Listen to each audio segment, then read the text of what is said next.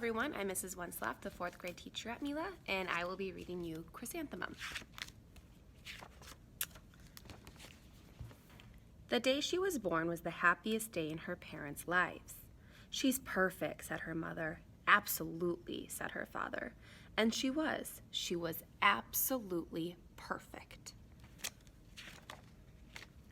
Her name must be everything she is, said her mother.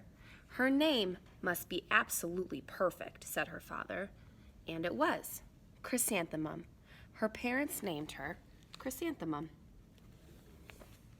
Chrysantamum grew and grew and grew, and when she was old enough to appreciate it, Chrysantamum loved her name. She loved the way it sounded when her mother woke her up. She loved the way it sounded when her father called her for dinner. And she loved the way it sounded when she whispered it to herself in the bathroom mirror. Chrysantamum, chrysantamum, chrysantamum. Chrysantamum loved the way her name looked when it was written with ink on an envelope. She loved the way it looked when it was written with icing on her birthday cake. And she loved the way it looked when she wrote it herself with her fat orange crayon. Chrysantamum, chrysantamum, chrysantamum. Chrysantamum thought her name was absolutely perfect, and then she started school. On the first day, Chrysantamum wore her sunniest dress and her brightest smile. She ran all the way. Hooray, said Chrysantamum, school! But when Mrs. Chud took roll call, everyone giggled upon hearing Chrysantamum's name. It's so long, said Joe. It scarcely fits on your name tag, said Rita, pointing. I'm named after my grandmother, said Victoria. You're named after a flower. Chrysantamum wilted. She did not think her name was absolutely perfect. She thought that it was absolutely dreadful. The rest of the day was not much better. During nap time, Victoria raised her hand and informed Mrs. Chud that Chrysantamum's name was spelled with 13 letters. That's exactly half as many letters as there are in the entire alphabet, Victoria explained. Thank you for sharing that with us, Victoria, said Mrs. Chud. Now put your head down.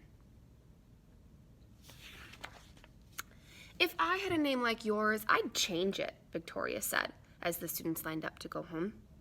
I wish I could, thought Chrysantamum miserably. Welcome home, said her mother. Welcome home, said her father. School is no place for me, said Chrysantamum. My name is too long. It scarcely fits on my name tag, and I'm named after a flower. Oh, pish, said her mother. Your name is beautiful, and precious, and priceless, and fascinating, and winsome, said her father. It's everything you are, said her mother. Absolutely perfect, said her father. Chrysantamum felt much better after her favorite dinner, macaroni and cheese with ketchup, and an evening filled with hugs and kisses and parcheesi.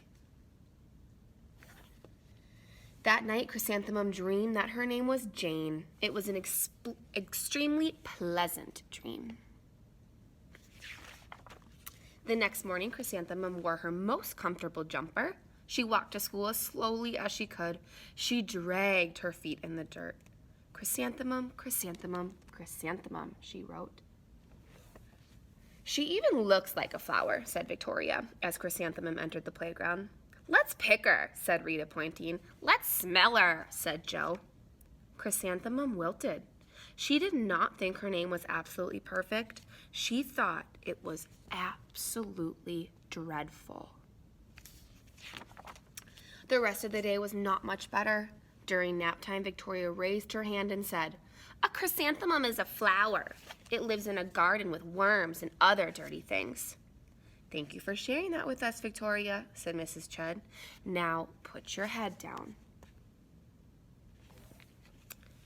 I just cannot believe your name, Victoria said as the students lined up to go home. Neither can I, thought Chrysantamum miserably.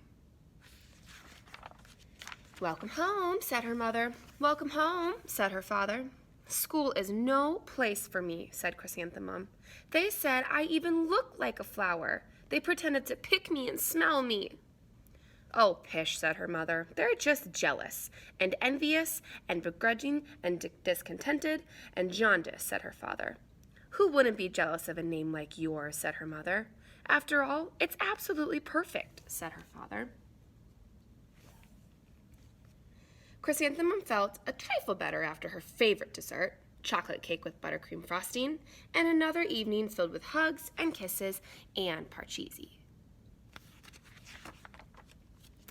That night, Chrysantamum dreamed that she really was a chrysanthemum.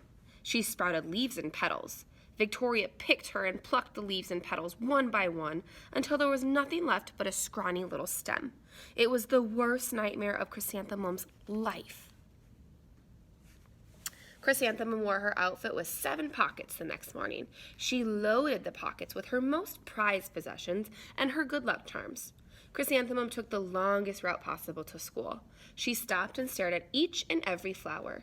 "Chrysantamum, chrysantamum, chrysantamum," the flowers seemed to say. That morning, the students were introduced to Mrs. Twinkle, the music teacher. Her voice was like something out of a dream and was everything else about her. The students were speechless.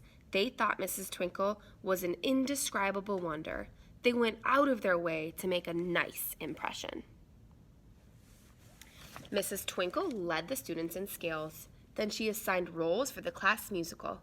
Victoria was chosen as the dainty fairy queen. Rita was chosen as the spiffy butterfly princess.